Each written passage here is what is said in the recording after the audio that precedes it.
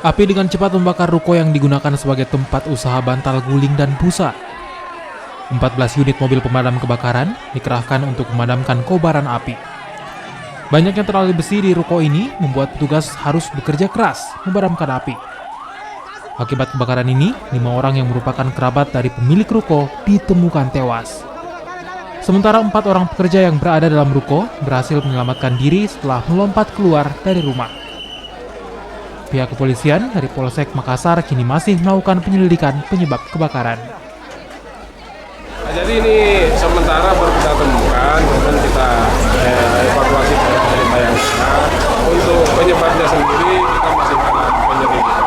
Kita menunggu ini tuntas dan selesainya sisa hawa panas yang ada di ruko ini. Belum, kita datakan. Ini jual-jual apa nih? Ini pokoknya.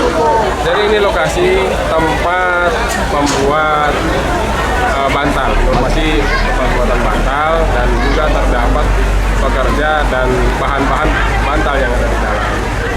Lokasi ini berapa tempat, Bang?